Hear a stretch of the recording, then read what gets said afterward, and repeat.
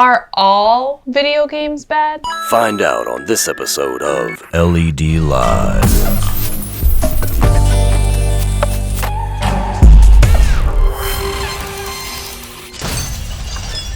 Light exposing darkness. Thanks for tuning in to another episode of LED Live. Today we have a special guest named Jared Bowling, and he is the founder of a new prophecy video game that we'd love to talk about. So on our channel, I'm sure you guys have seen us talk a lot about the negative versions of video games. In fact, we've made quite a few documentaries and video projects on the negative aspects of a lot of video games. But I'm actually excited to kind of get into this topic of a positive video game and something that is a teaching tool to teach people prophecy. Like, that's kind of crazy. That's really cool. Well, and not just any prophecy, but Bible prophecy. Okay, so I'm excited to hear about this. So Jared, how did you even first come up with this idea? You know what, to be honest, I just sat around for a long time and I was like, man, wouldn't it be cool? I don't know if you guys ever had this idea, like, wouldn't it be cool if there was a Bible prophecy video game that had a lot of theology and brought someone to Christ and got them in contact with their local churches? And so I just had this idea for maybe about 5 or 6 years, and I just waited for my favorite ministry to say, hey, we're gonna make this cool video game. And so I had all these notes of like 4 or 5 years of notes. I would just keep notes. And then eventually last year I was like, well, I guess I'll try and make this game. Awesome. Nice. Yeah, Very cool. I didn't think about a video game, but I know a thought of mine and a lot of my peers is, man, why can't prophecy be simpler to understand? Why can't it be explained in an easier way? And I can see video games as a good conduit to achieve that. For sure, it's really interactive. You know, a lot of ways to memorize things is, well, for one, through song, but for another, making a game out of it, you know? So I've heard some of your ideas about, you know, how you make a puzzle of how to memorize a certain prophecy, like the Statue of Nebuchadnezzar or something, you turn into a game and stuff. You know, mix and match and that kind of thing. It'd be really pretty cool. And I hate to call it a game too. I mean, it is technically classified a game, but to me it's like an interactive movie. Okay. So it's like something that you're a part of, something that's ingrained into your mind because you not just watched it, not just read it, but you took part of it, and so it's more locked into your mind. So, excuse me, but I haven't played a lot of video games. But is this kind of like, you know, where they have a storyline, and so you're sort of following the storyline? So is there some sort of cinematics with this as well? Like, you know, what's the kind of like game gonna look like? Yeah. Definitely gonna have to go all out, right? It can't be cheesy, it can't be lame, it can't be corny, where, you know, real gamers, like people that are playing Call of Duty, right? You know, this is the audience, people that play video games. 3 billion people on this earth, 1/3 of the Earth's, well, a little bit more than 1/3 of the Earth's population is playing video games. And so I'm gonna try and tap into that with the latest, greatest graphics, while integrating the storytelling mode. You know, I love to go to Revelation series or watch Revelation series. Have you guys ever seen a Revelation series? I love them, Yeah. Amazing Facts just got done with one with called Panorama of Prophecy, and I like the layout of it. It actually tells a story within itself. It starts out with Daniel 2 and the statue, and it brings on to the person watching it trust in the Word of God, ability to understand Bible prophecy. And then also, of course, you know, the main part of Daniel 2 is the rock. And so there's a lot of people that haven't really been introduced to that concept of the Daniel 2 statue. And so I want to be able to bring the truths of Bible prophecy of Revelation 1:1 and to bring it to the gamer. Very cool. Super cool.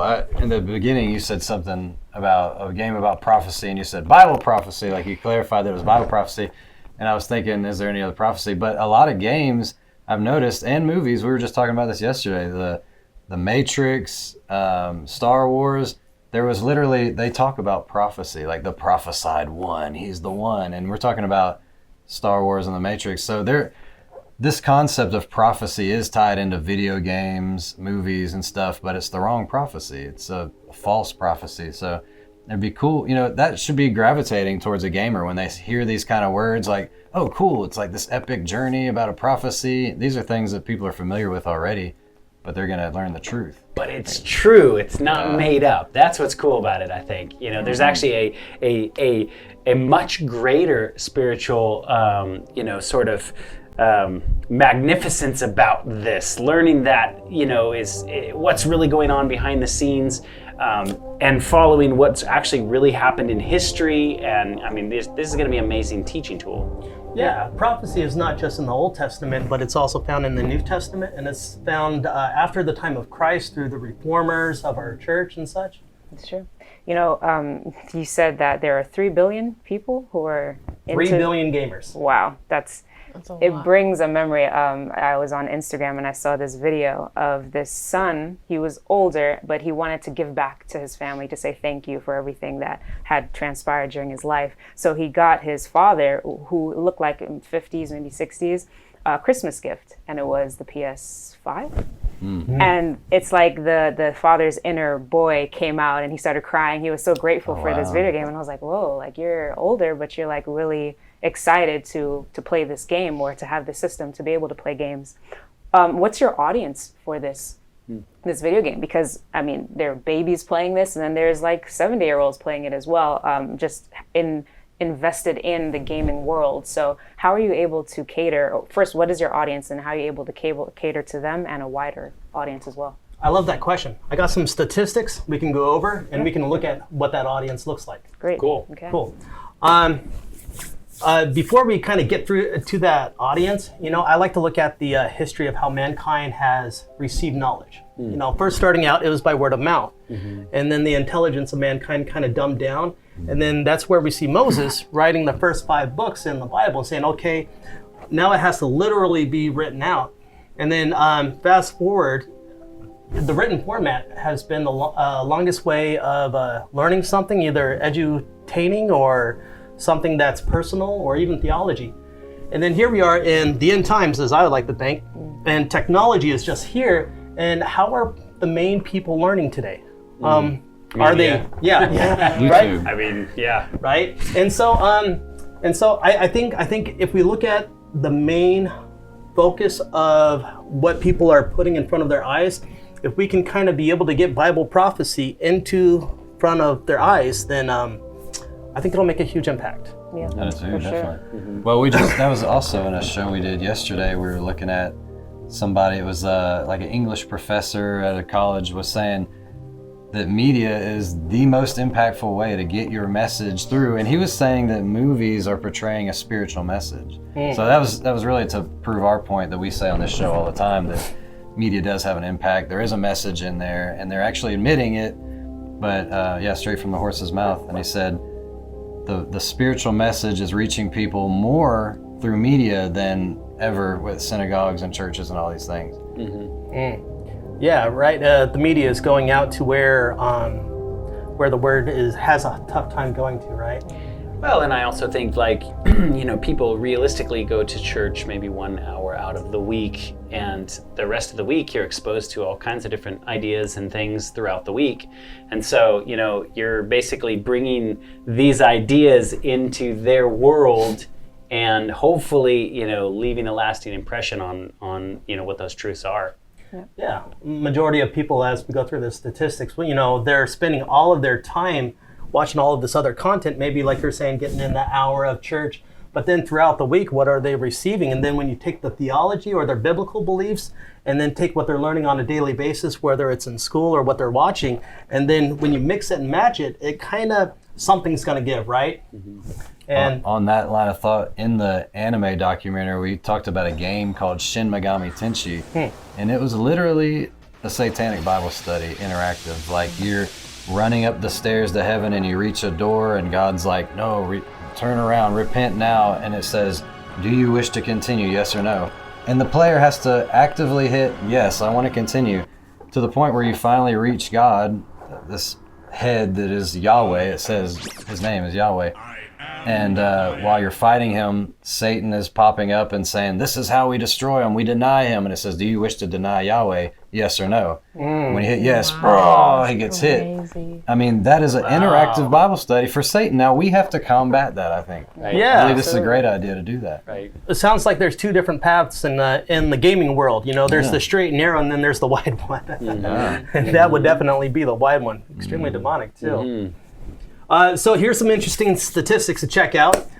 People watch an average of 16 hours of online video per week. This is almost like a part-time job. Fess up. Yeah. Right. We got to add up the TikTok hours, the Netflix, and the YouTube, and Right. average. This is an interesting observation because, 16 hours a week as opposed to, think about what you could learn in those 16 hours. If you literally just read a Bible topic 16 hours a week, in a really short time, you would understand that topic pretty well. Man, you're taking it so negative. It doesn't mean that people are spending 16 hours watching bad stuff. It's been 16 hours a week watching Little Light Studios, right? Online stuff. Yes, online stuff. But I'm gonna venture out there and say that probably the majority of things that everybody watches is not. I'll admit I do get a lot of screen time, but I don't watch things that I have no interest for that other stuff. I'm watching things to learn about things or whatever. Yeah. But you're probably a rarity. Yeah. Right. TikTok is full of not good things. I'm not on TikTok. Yeah. Well, the TikTok videos are pretty quick anyways, right? That's a lot of videos to be watching in 16 hours. It's like 30-second videos. Man. Yeah. Interesting, of course, because of the recent pandemic, it's increased by 52% over the past 2 years. Yeah, I believe it. Yeah. Viewers retain 95% of a message when they watch it on a video compared to 10% when reading it in a text. I think that makes a lot of sense because there's sounds, there's visual, there's a lot of things for your brain to remember. That's why when you're reading text, right, you're attaching pictures so that your brain is able to digest that information with the picture, right? But you're not talking about an immersive, You know what, in the same vein as what media. you were talking about, like oral traditions or oral things and then getting written down, it's almost like the next step of evolution is like, well, yeah, let's put video with it. Let's put sound and music. And that would have been a great thing if we would have continued to put Bible, Moses, what he wrote, into video form. But now it's just been used by the enemy for so many I guess that more makes things. sense because in a movie it matches our reality closer to a text because when we're living, you were in the same room, there's sounds, there's visuals, there's all of that. So okay. It's like putting you there. Right. And now we're in the future, so it's kind of hard to, when you're reading the book, well, what was it like in Jesus' day? Well, let's show you, Yeah. Well, speaking of evolution of media, this whole metaverse is going to open up a whole nother world to people and be an immersive situation, Yeah, I think it's definitely a negative with the metaverse, but there's a huge positive because this is a great opportunity to surround the Bible around people that wouldn't naturally see it often or at all. And in an edutaining way that they've never seen, that they can be a part of. And even if they're not religious at all, hey, a gamer's a gamer, right? They'll go play whatever if the content is there, if the storyline is there.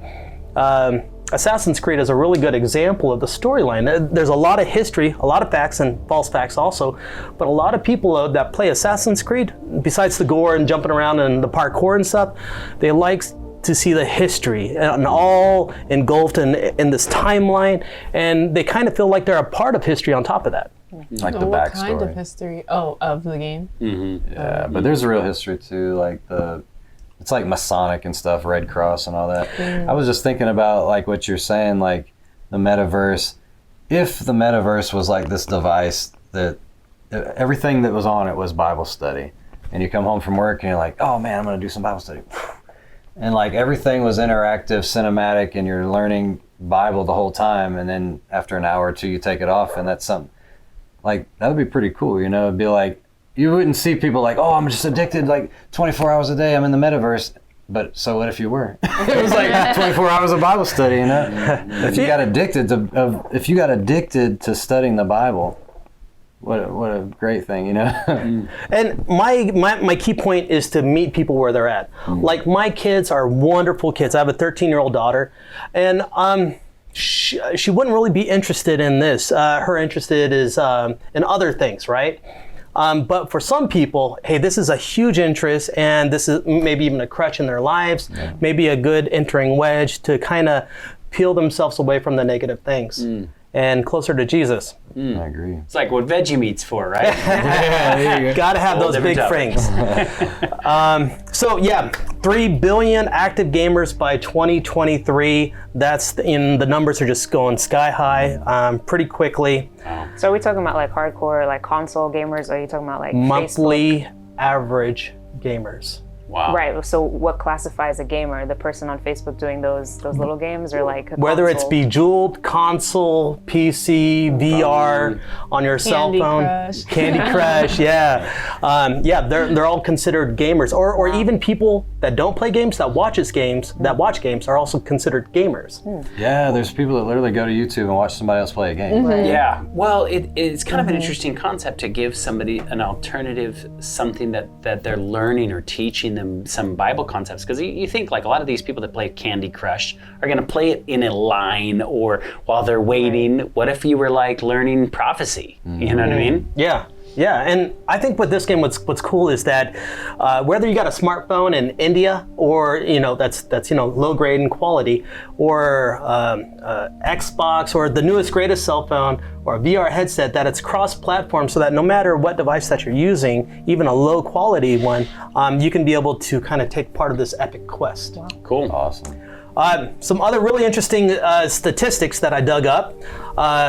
It's definitely a place where a lot of money is being thrown around is the gaming industry. The average gamer is 34 years old. Yeah. I've read that because of gaming when it kind of hit the population was way back, and so it's our generation and up that kind of started with these things. Right. Yeah, we've seen them introduced with Atari and Nintendo, and so. Yeah. I remember going to my grandmother's house and playing Atari, playing the Pong and the Frogger and stuff like that. And then I got a Nintendo when I was younger. And so when it has this 34 years old, I'm thinking of all the consoles that started coming up in the 80s and 90s and the Sega Genesis and everything. Oh, yeah. And so I can see how 34 is the average age. 70% of gamers are above the age of 18.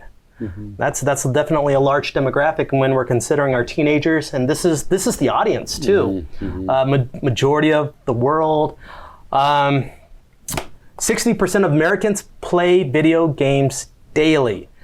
Wow, over half the population plays every single day.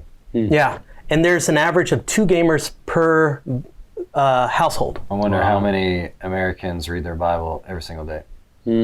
That's a good point. I mean, that's personal to me. Like, I don't do it every day. I try to do it almost every day. And what I think is cool about this also, some statistics, is 45% of the US gamers are women. And so it's not like you're secluding away from a demographic or a certain culture of people, but this is a wide variety of people. That's nearly a 50-50 cut, dude. Yeah, it is. Wow. So the thing is with a lot of video games too, and a lot of technology that we have today, is they intentionally make it addictive. So is that a goal when it comes to the Bible? Because it's like reading your Bible every day. How can you be addicted to that? Well, compared to playing a video game where it's Yeah. designed to literally make you want to come back for more. Right. A couple of weeks ago, I was sitting down with my Bible, and I was in Genesis 2, right? And I wanted to find out what the 4 rivers were in the Garden of Eden and what it meant. And so I just had this little Bible study, and it just came to life for me, just looking up the definitions of the name of the 4 rivers, which means to go out, go wide, and to multiply. I was like, oh, wow, that is really neat. There's some good nuggets in there. But not a lot of people have that opportunity to kind of just sit down there, or choose not to take that opportunity to sit down and read their word. But now they'll be able to not just play it, but it's going to give them a reason to go to the pages saying, oh, wow, I saw this in a video game. I got to go check out that Daniel 2. Right. I need to read it for myself because I've never seen it like this. Right. 70% of parents believe video games have a positive influence on their children's lives. Whoa. Are you serious? 70%. Even after the school shootings and video games always played a part in that. But there's no link. There's no link. I mean, the moral decline that we're seeing around us and the lawlessness, I think now is a time for something like this. Yeah. I wonder if that's what parents are thinking. Well, if my kid's sitting here playing a video game for 8 hours a day, at least he's not out there knocking up a girl or doing drugs or something, Drugs, yeah. Or my kid is having trouble finding community in reality. At least he's finding community. He's got 100 friends right here. Right, exactly. Boosting his is self-esteem and Playmates. 2020, the average video game based on how old you are. Here are some interesting stats. It seems like whether you're 18 through 45 years old, you're probably going to be spending about an average of 7 hours playing video games. Wow. that's a week. A week, It's yeah. about an hour a day. Yeah. An hour of Bible study a day, Yeah. Man, that'd be amazing. right? I think we need to What give... kind of impact would that have on the world, though?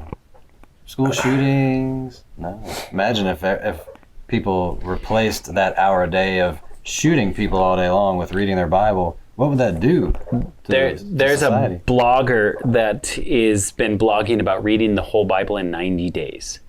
And as I was kind of listening to that, I was like, what? You like read the whole Bible in 90 days? That just seems like you're reading it all the time. And that's exactly what this blogger was doing. Wherever you're waiting in line, you're waiting for somebody at work, you've got 20 toilet. minutes in the morning, an hour in the middle of the afternoon during your lunch or whatever, different times throughout the day. And she says it absolutely revolutionized her walk with God. And she came out of that like just in 90 days reading the entire Bible. So now there's kind of a whole group that is jumping on board and doing that. And I thought that was really neat. But yeah, it's like we waste a lot of time doing things that are not profitable to us. To me, it's like that's kind of my argument with video games is like, what are you really getting out of this? Like you play all this stuff and you get all these points and you get all this like stuff but what are you actually achieving at the end of the day? So I think it's kind of neat to see something that you could be walking away with like, wow, I have this deeper understanding or knowledge of something biblical, You want to go back to this graph for a second? Yeah. Because I find it the one before. Yeah. Don't you love like the priorities and dedication of the 18 to 25? Like the older I get, I realize I could be so busy, but really I have never, my busyness today cannot match up with the busyness of my high school years. From the moment I wake up to the moment I'm going to sleep, it's either school, something having to do with school, extracurriculars, mom saying get involved in this just because I want you to stay busy, devil finds work for idle hands. So there's always something, and of course if someone else is controlling your time, like you have to like go with that as well. And yet they find almost 8 hours in the week to still sit down and play video games. And sure, that goes down with time, but still, even over 60 years old, they find at least 5 hours a week to play. So it's like, if you can somehow take those priorities, that passion to, hey, I'm going to do this no matter what, I'm going to get my time in for video games, kind of flip that to study the word or even play a Bible video game, I mean, the impact is there. So the time is there, the commitment is there, just to harness that and shift it in the right direction is something good. That's interesting because this age group is also college students. Yep. And that's like, that was one of the college most was stressful hell. times of my life. Right. I was not a fan of all the work that I had to do. On top of that, you're also working, Yes. and it's just really stressful. But I wonder how many in this age group actually use video games as like a mind-numbing type of thing, just get away, like an escapism type thing. Yeah, when I went to a Christian college in the dorm, everyone is landlines. This is back in the early 2000s and such, and everyone's landlining and connecting and playing online video games. And I remember being a part of it, and I found myself playing like horrible video games. Like I remember playing Diablo with a bunch of guys, and I don't know if you guys ever played that and what it's all about, but it's a pretty sadistic game. And this was at a Christian school, and we were investing so much time into playing video games, like basically everyone in the dorms. And man, I think our grades could have been a little bit better, and our walk with Jesus could have been a little bit better too. That's right. Just really evaluated. At the Christian dorm, everyone's sitting around playing Satan. That's literally the name of the game. So you want to come play Satan? Yeah.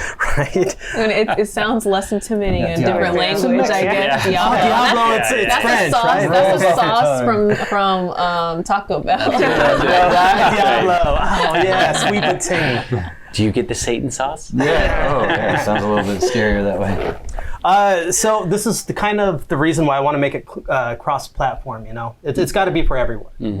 When we're looking at different platforms of playing video games, smartphones have the biggest slice of the pie with 40% of the market. Wow. Followed by console games with 28%. So are you guys console or PC users? I mean, Wait, For video console? games? So Yeah. I used to be a console dude, but I haven't played games since then. But everybody's holding this. Yeah. Everybody has this in their hand. Not everybody's sitting at a console. So, yeah, I mean, even people that you wouldn't consider gamers, they're like, oh, I'm Candy Crush or whatever, you know. Or solitaire. Yeah. When I'm driving around town early in the morning, I'll see kids waiting at the bus stop. And I'll see people waiting. And what do people do when they're waiting? Right? They're texting, watching videos, playing some kind of game with their friends.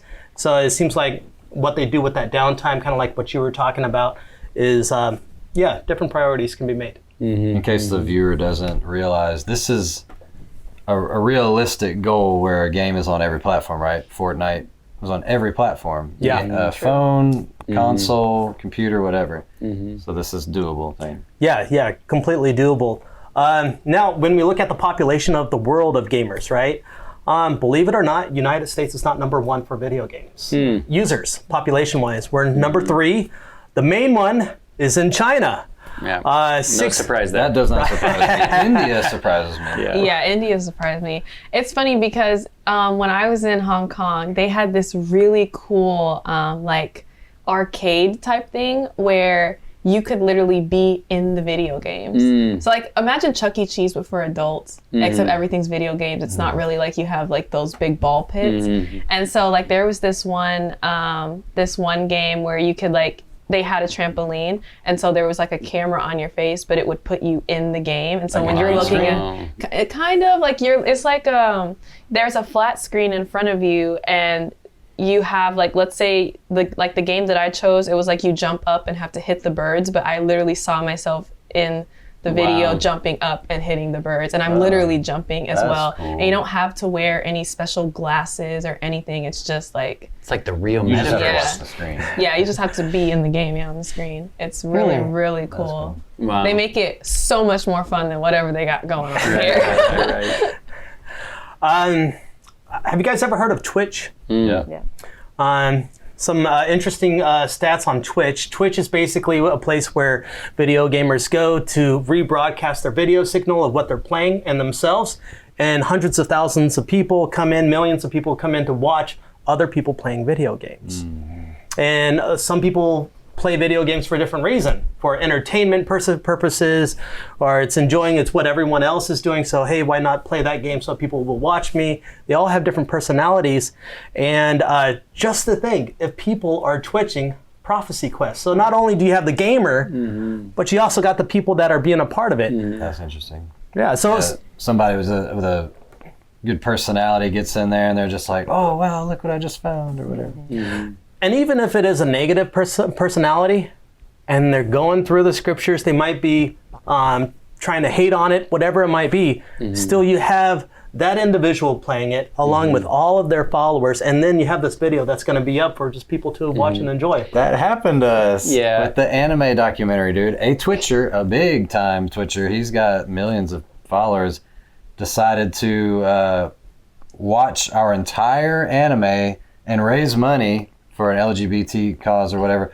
But he watched the whole thing and would try to make fun of it the whole time. And most of the time he didn't have valid arguments or whatever. It's like, oh, look at that animation they did or whatever. He would be jugging on our production. At the font that they used there, you know? It's like, oh Dude, my. we just saw thousands of people were exposed to the message that we could have never reached all those atheists with. Yeah, It was thanks to that guy. million plus subscribers that literally would not open their Bible. That was the kind of the interesting thing to us, is like, wow, that just got put in front of people that we actually physically couldn't reach. And I think that's kind of neat about what you're talking about. Even looking at this like not necessarily a negative if people go on there and discuss it. You know what I mean? It's like the information still has to go out, and sometimes those kind of questions may spark people to say, hey, these guys are making a lot of sense here, or this makes a lot of sense. I want to look into this, you know? I actually seen that in the chats. We were talking about the mark of the beast, and we were talking about how it's not really like something in your forehead and in your hand, like an implant or something. We were talking about what it really meant. And I saw people in that chat say, well, that actually makes sense. And I just thought of something else too. But yeah, like they're being exposed to it for the first time. They're watching it as a reaction. So imagine somebody's in there and they're trying to make fun of it. Oh yeah, Jesus, this and that. But then they see these beasts and they're like, whoa, that's actually pretty cool. Yeah.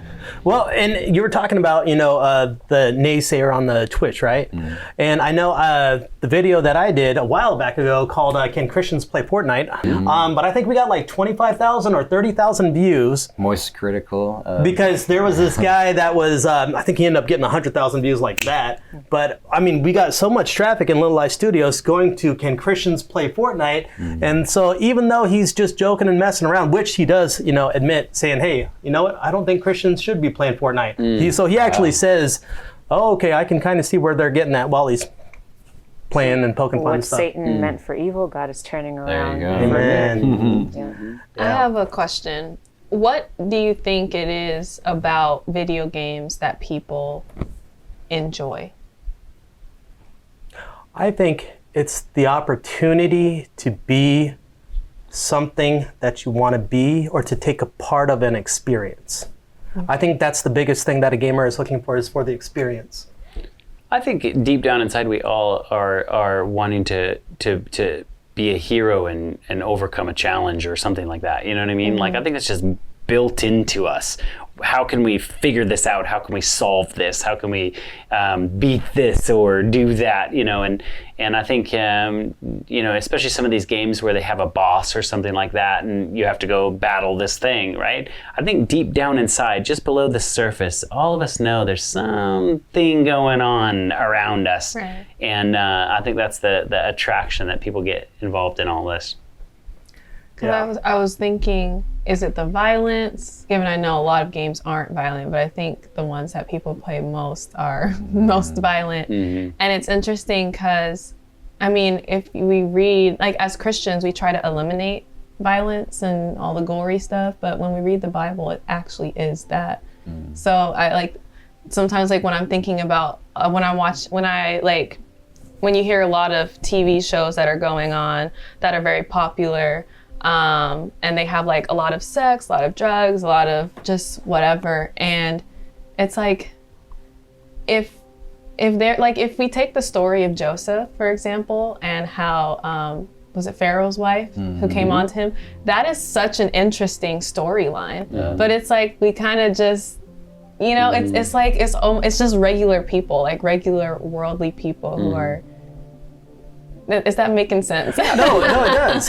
The Bible has all kinds of things that anything anybody's ever going to experience. Right. I think the difference between what sometimes modern media or entertainment television does is the Bible's giving you a sort of, if this and this and this happens, here's the result of that. Whereas they're not really doing that for the movies. In fact, a lot of times they're enticing you into that lifestyle. We just talked about Free Guy, and it was the opening scene of Free Guy is he's literally look at this guy. He's got sunglasses and he can go around and shoot people and do things, and he's cool. And look, that's not his wife, and that's not his car, and he's not going to return the wife nor the car. You know what I mean? And he's a hero. Yeah. And I mean, that's the message that they're giving to you. Whereas the Bible's saying, look, Pharaoh's wife, Potiphar's wife, tried to entice Joseph, and this was the outcome of that. And Joseph was faithful to that, and it's it kind of gives you this reason of look, these bad things happen, but here's the result of those bad things, or maybe somebody didn't do it badly or something, Yeah, because I know when I've watched some Christian media, it's it's so watered down, the story, that it's if there's a married couple, they won't kiss. And even though that's what you do in real life, and it's just kind of interesting. We read these Bibles, but we read these stories in the Bibles, but then, which the world is very familiar with, but then it's when we translate it into media, it's the most uninteresting thing. We don't include real elements of life that, people want to. I think that's when you make the game cheesy, right? Yeah, exactly. It's it's got the weird Christian vibe. And I think that this is a really good segue, in fact, because let's kind of look and see what a Christian video game is, right? I went to Wiki, as anyone else would do, and they gave the definition for it. Christian video games are a game with Christian themes. Although this is in itself a game genre, most Christian games follow the gameplay of many different genres. It ranges from guitar praise or Christian-themed rhythm game to the shooter game Catchman, I guess, Some Christian games with an evangelical purpose that can be thought of as a serious game, but most Christian games are simply entertainment for players who are already Christians or historically interested in Christianity. Yeah, that makes sense.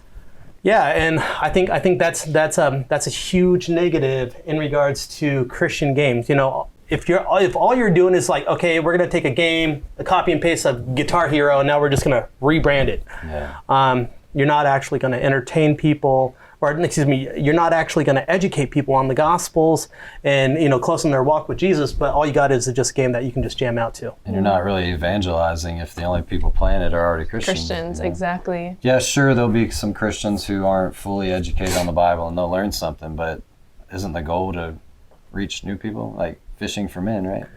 Yeah, fishing for the lost, not for the saved. But I also think that there is a need to teach and educate the Christian to know that information so that they can go out and hopefully, like if it is brought up on Twitch or something like this, you know, there's this community of people that are discussing this thing. I think that's kind of, you know, a good side of it as well. Yeah. Also, one more quick thing from Wiki. It says, in the 2000s, Christian video games were receiving much criticism, being lacking in innovation and gameplay mechanics because of focusing too heavily on getting their message across. Some Christian games were criticized as being clones of other more popular games with the Bible-related themes and characters simply reskinned over the top. I remember that in the NES, the original NES, there was a game, it was called The Bible or something. You start out as Noah and it's literally like Mario, like you're just running around and That is you're like funny. collecting the animals or whatever. I remember the snakes in the trees and the 6-bit. I mean, they should totally reskin Fortnite, right? You run around and you just help people and you take your neighbor's trash out and, you know, I mean, people would love that. Come outside the road and you give them some money. And Help them build their funny. houses. Yeah. Their ports. Yeah, I think that Jesus is coming real soon, and not to put a date on that, but I think that our walk with him is very important, and so is the world's walk with him, because when it comes down to it, these are individuals, these are souls, and these are people that need Christ in a relationship with him, and this is a huge opportunity to be able to put the Gospels in front of their eyes. We're talking about how exciting Bible prophecy can be. And Mikey, you were talking about the beasts of Daniel chapter 7, and you're talking about how gory some things can be. But even the Bible can be intense within itself. When we look at the lion, it's more than just a lion. We always see pictures of a beautiful lion, you know, kind of like a Narnia kind of thing. But there's this website that Similitude kind of was a part of, and they made 4 life-size beasts. And they're not happy-go-lucky, beautiful beasts, but the lion literally has a human heart coming out of its chest. Wow. Yeah, and it looks kind of interesting. And then the 4th beast, it's like mucking up with blood and gump inside of its mouth. And so it makes it a lot more visual. Not saying that that's what we need in a video game in order for it to be appealing, but there is an honest factor that needs to be attached to the scriptures. Which I'm sure in any video game you can regulate the gore or what the intensity of the game based on the age. And I also think that that, you know, showing those physical beasts like the Similitude, you know, Jason that's done that. He's actually brought one of those beasts around here, and we got a chance to like go see that thing in action. Yeah, we should link it. We'll link that video in the description. We brought it to Walmart just to see how people walking by would react to this thing. And I mean, people were stopping, like taking pictures of this thing. Like, what was it like a full life-size beast from Revelation? You just went to Walmart. Walmart, just right up the Globe tracks right there. Yeah, parked it right in the front. Yeah. Where you would like wait for somebody to bring a TV out or something. Yeah, it was a harlot riding a 7-headed beast, and it was awesome. I mean, dude, cops would drive by, stop. Whoa, this is cool. You know, like what is this? Gotta get a selfie. Yeah, and so then they would be questioning it, and then he would have some way of saying, well, if you want to look more into this, snap this QR code, it'll bring you to like a Revelation seminar. It's a great idea. But this can kind of be that same sort of thing. It's not going to appeal to everybody, but you know, I mean, there are going to be people that are naturally inquisitive about this and want to look deeper into it. What I like about that is that God being the God of all creativity, there's no reason why the world stuff should look better than Christians. Yeah. You know? Yeah. But it's like, I think also what some people experience in the church when trying to be creative is like the church kind of shuns it, so then they get stuck with all the cheesy stuff, and then people end up leaving to work for Hollywood because that's where their creativity is embraced. And I get the church's fear, you know, you don't want to make things too worldly, because you know, sometimes the things that do appeal to the youth are kind of like, you know, you just can't let people do whatever they want to in the church, because in the church they're just going to be taking like TikTok videos and just making them Christian, and you know, so, but yeah, I think that's really encouraging, just with the beast thing, that you can have something that's biblical, but also so interesting that can grab people's attention, you know? I think the gospel, or the Bible in itself, is clear enough to be able to grab people's attention and the focus of it. I think a lot of it is support and finances. I mean, I wish there was a poll of just Christians. How much money are Christians investing into Hollywood, and how much are those same Christians investing into a ministry? Yeah. Wow. Do you have a gaming console at home? Because how much are those games? They're like $50 a piece, right? How much is the console? What ministry did you give $200 for that the console cost, or $40 for that game, or the $20 movie ticket, you know? How many Even shirts can Christmas I buy? shopping. Yeah, even Christmas shopping. Right? People got new devices. Yeah. So in regards to the message and the focus, I think of today's time. I think we are living in the end times, and there's a huge focus that's needed, especially in Bible prophecy, something called the three angels message. Like, that should be the primary focus that we need to be giving to the world today. And when we look at Revelation chapter 1, verse 1, it kind of paints a really cool picture as to what Bible prophecy really is. It says the revelation of Jesus Christ. That word revelation in the Greek just literally means to reveal. And so Bible prophecy is all about revealing Jesus. In fact, it's what brought me into the church when I was 15 years old. There was an Amazing Facts Revelation series, and my friends invited me out. I was not a Protestant at the time, and I was definitely open, and a month worth. I mean, every single day, hour after hour, maybe even 3 hours in one day, I was learning Bible prophecy. And I was coming back when I was 15 years old, because I'm like, this is Jesus. This is the Word of God. This is truth for today. And Revelation 1 verse 1, it says, this message is for the servants of today, of things that are shortly going to come to pass. And when we consider the message that's needed to be given and the people that are going to be receiving it, there's a sad factor because of the distractions of today. Hosea 4:6 puts it like this: my people are destroyed for lack of knowledge. Because thou hast rejected knowledge, I will also reject thee. That thou shalt be no priest to me, seeing thou hast forgotten the law of God, I will also forget thy children. And so we kind of see during, the moral decline in the area where we live today, the focus of knowledge of what people want to be focusing on. Maybe some people would rather be focusing on SpaceX and pig transplants and tapping into the brain and such. Maybe that's everyone's focus today, but the focus should be the true knowledge. Daniel talks about that knowledge a little bit. It says, Daniel 12:4 says, but you, Daniel, shut up the words and seal the book until the time of the end. That's today. Yep. Many shall run to and fro, knowledge shall increase. And it's not just worldly knowledge, but it's the knowledge of the Word.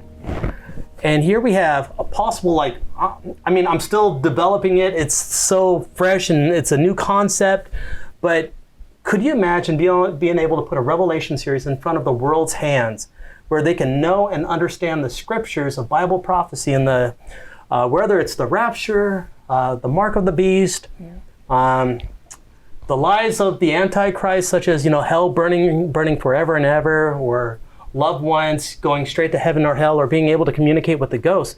But this Bible prophecy app is going to be able to bring a lot of clarity, especially when Satan's supposed to be coming here real soon to kind of confuse the masses. Yeah. I don't know if you're going to get into this, but what is some of can you paint a picture for us, like how this game would play out, or what kind of ideas you have for teaching these principles and stuff? Paint the picture, right. All right, so obviously I don't have that much concept and video concept.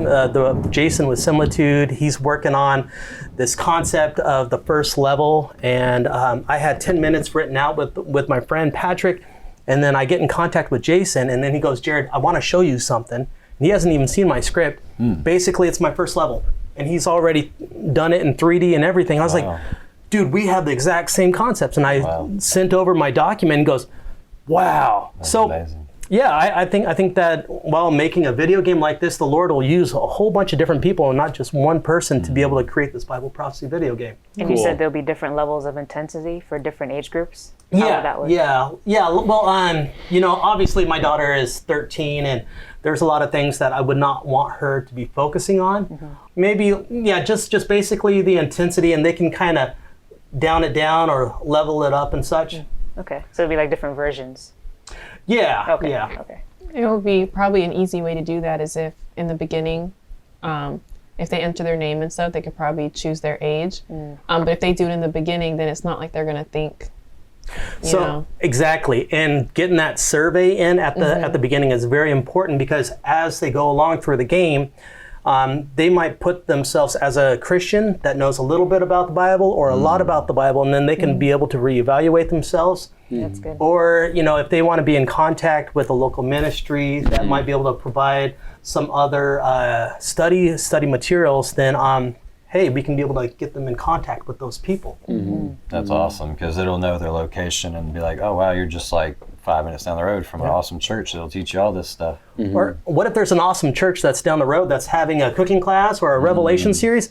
Hey, I got this cool video game installed onto my phone, and now I'm receiving a notification saying that there's a Revelation series just down the road. I think I'm gonna go check that out, especially if this game is suggesting it. Yeah. Oh, I like that. It becomes like an actual physical social thing instead of just staying online. Right. Yeah. And you had kind of explained to me some of the aspects of the game, like when you first start, you're in like a cave and like.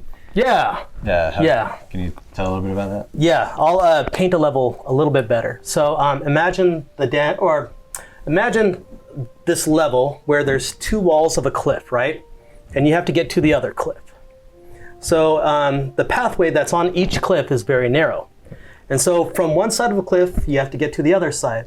So you have let's say a rope bridge that's going out to the middle of a floating island. So during the time of this rope bridge, you're learning trust in God as you're, maybe the rope's falling, and then you go up to the top where the floating island is at. And then there you can be able to see the building where you learn the armor of God. And then after you learn that, now you have these two paths that are given. And then you can take the wide path to the world, or you can take the narrow path, which leads to the other side of the mountain. When you get to the narrow path, which is on the other side, it gets more narrow and more narrow and more narrow. Until a tightrope. Yeah, right. Until maybe you just have to wait for a golden rope to drop down from the top. Nice. Yeah. That's really cool. Yeah.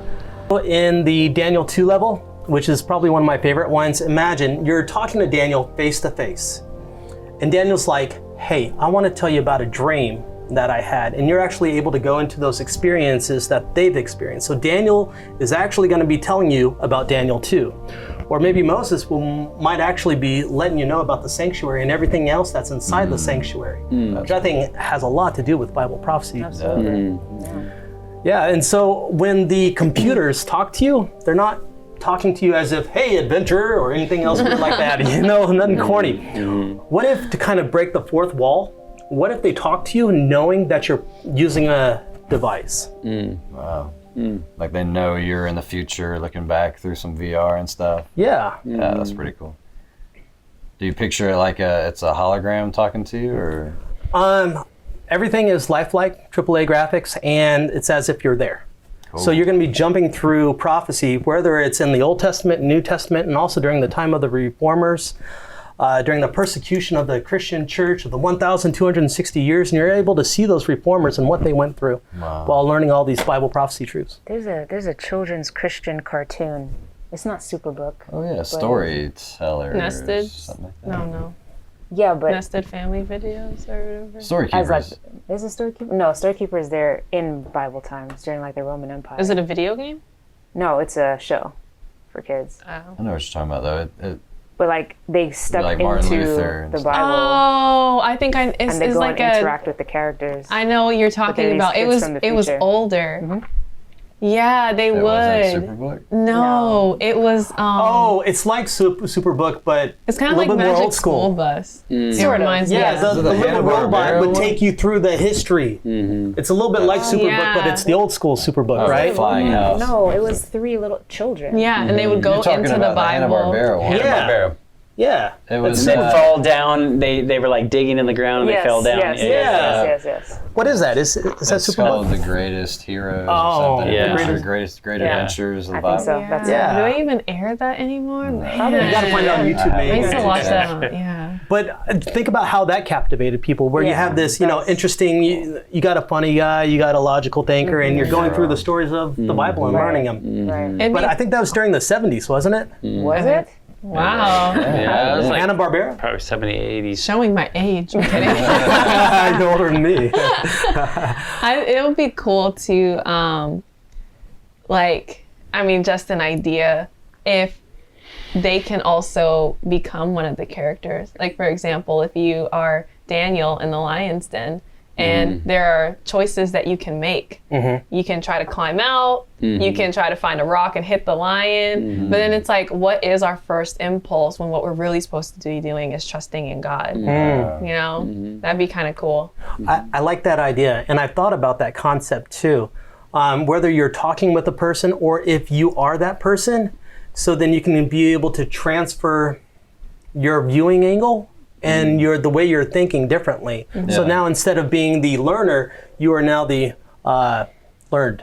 Yeah. Yeah, like he could be talking to you and you're seeing him. Let me tell you about when I was in the lion's den, and all of a sudden, like, you are in the lion's den and you're looking around. And we're talking about this being on VR too, right? Yeah.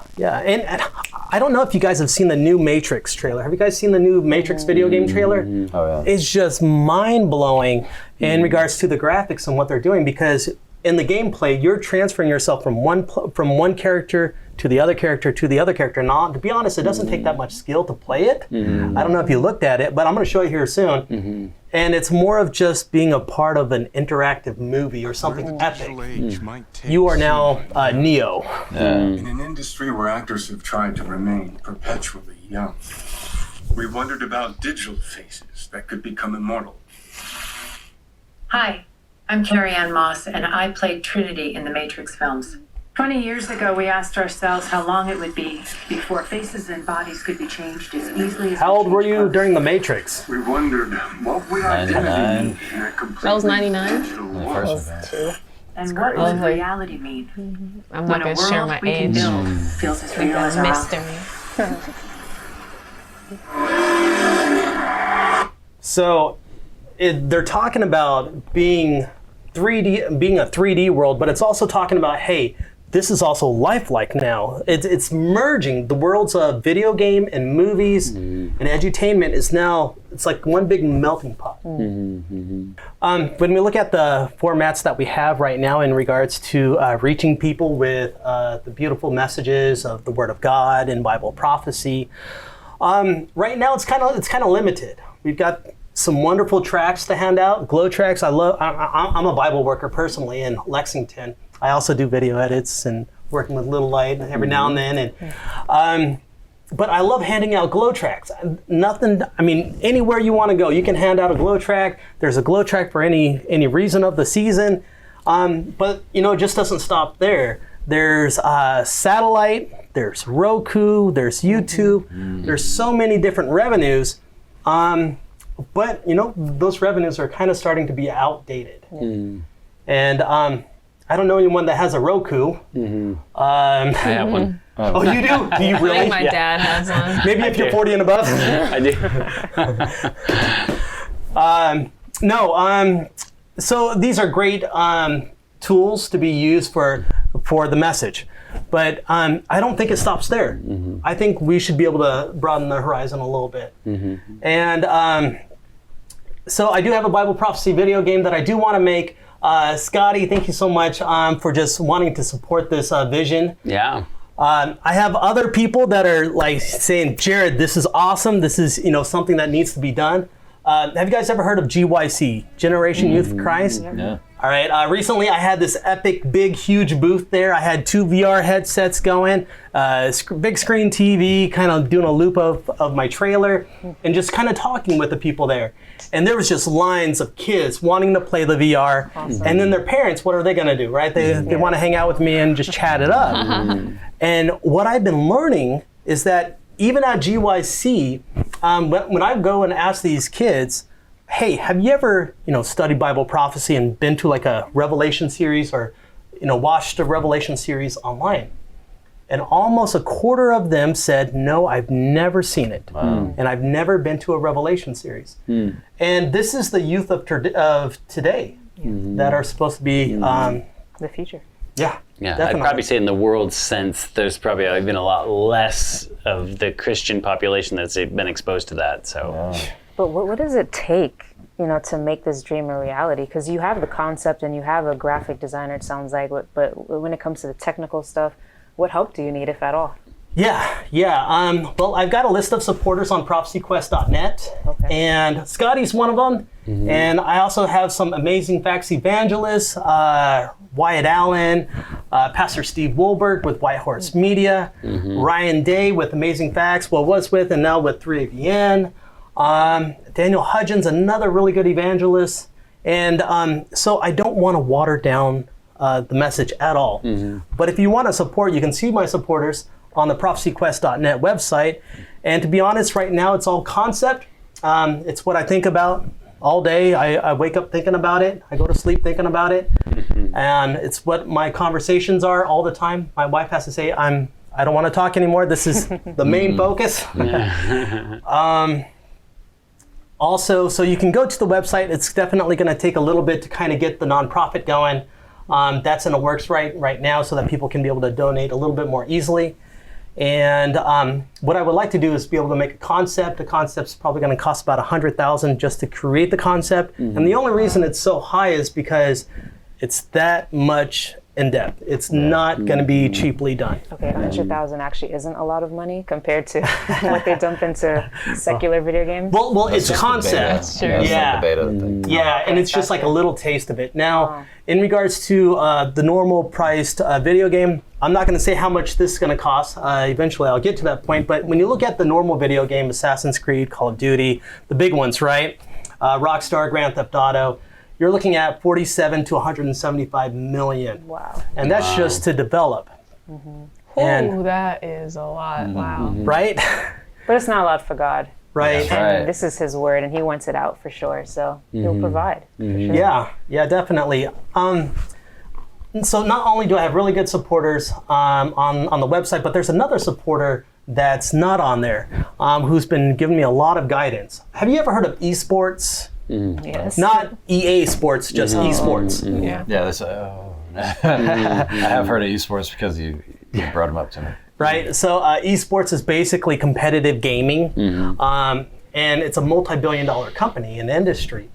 Come to find out, the CEO of esports goes to my church. Wow, that's awesome. What? Right? That's crazy. Yeah, and someone said, hey, Danny is his name, you got to check out this video game. It looks like a pretty cool idea. Come to find out, the CEO of esports is like, I've always wanted to make a Christian video game. Wow. So he's given me a lot of direction and things that I need to accomplish and hooking me up with the right person. Praise God. Wow. So are you looking for anyone to help, or do you have all the supporters you need? I need a lot of support. I have no support.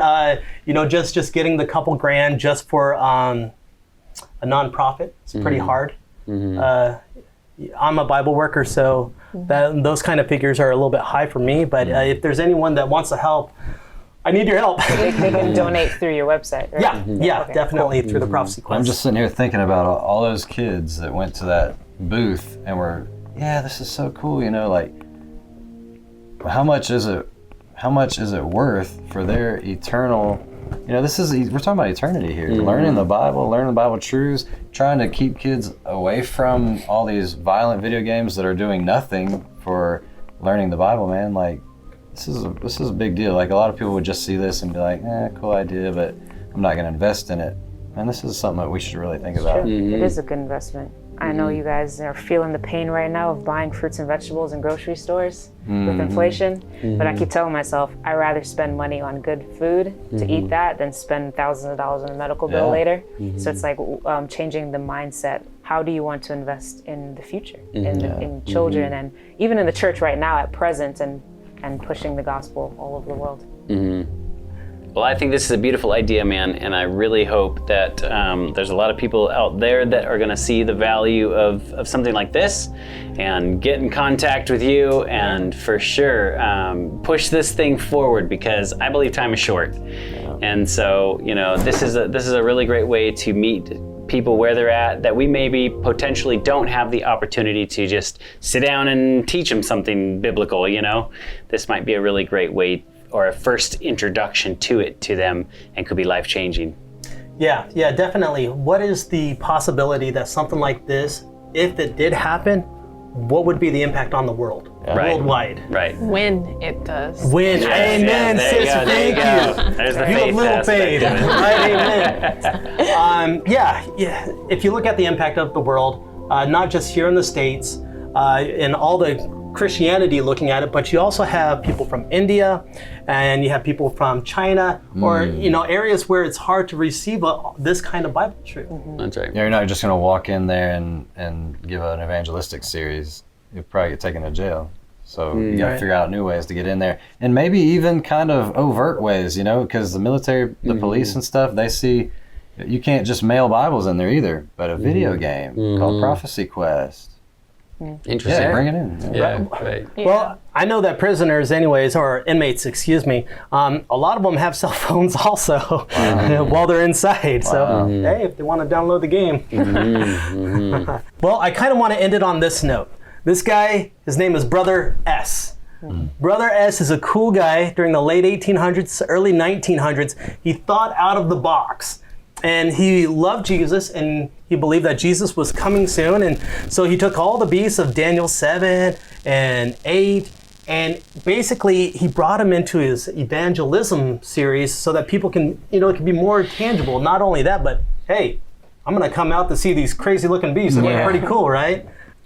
So you said he was doing this in what, the 18th?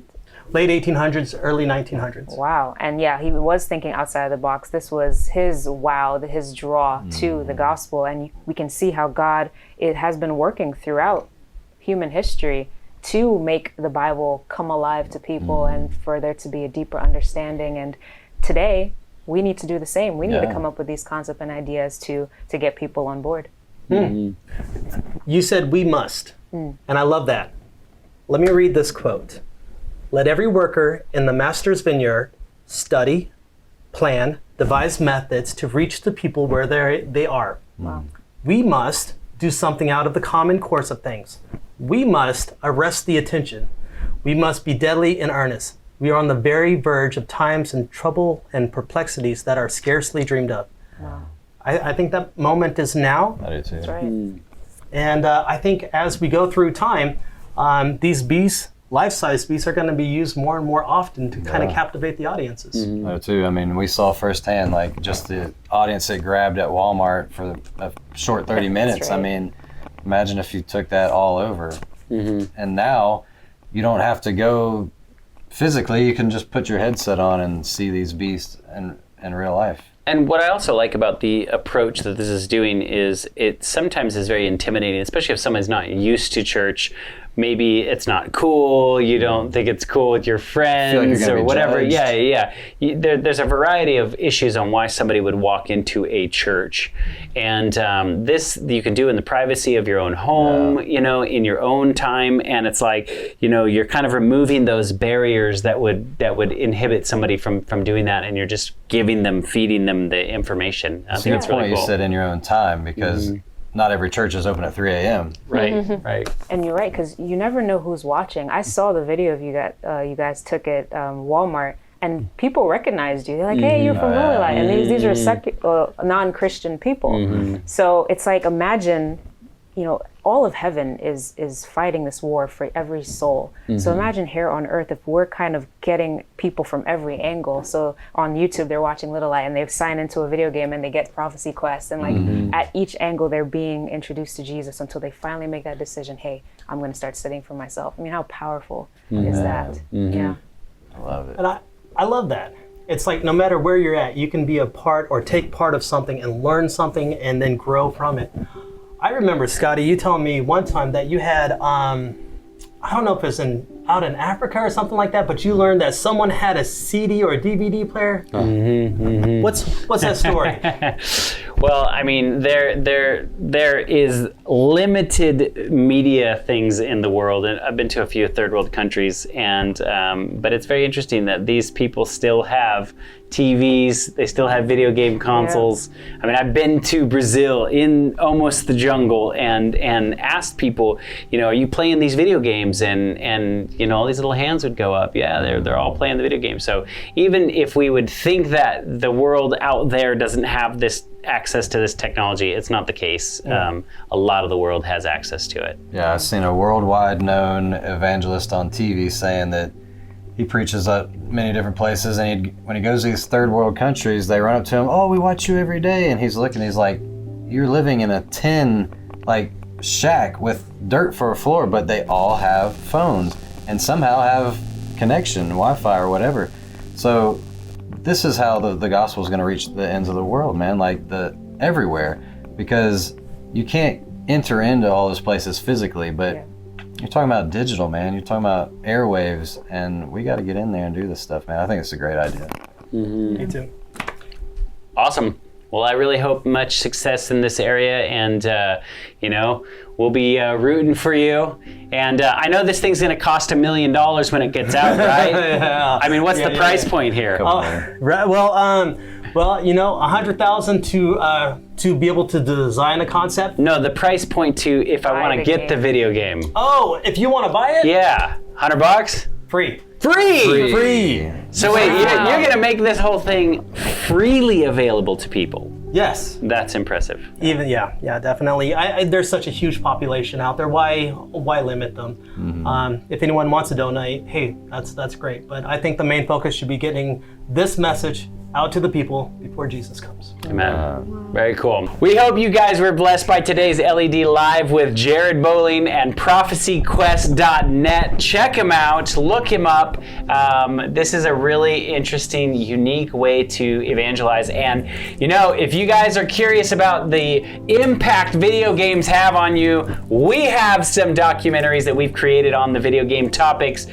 These are more or less coming from a perspective of the sort of negative side of video games. And video games are very powerful. We believe that they are teaching tools, but what are they teaching you? So that's discussed in a lot of these. You can get them on littlelightstudios.tv. You can check out some of our clips and float through our YouTube page here, and we've got little snips of some of these videos. So if you want to sample and see what those are about, check them out. But thank you guys for tuning in. We'll hope you guys were blessed, and we'll see you next week.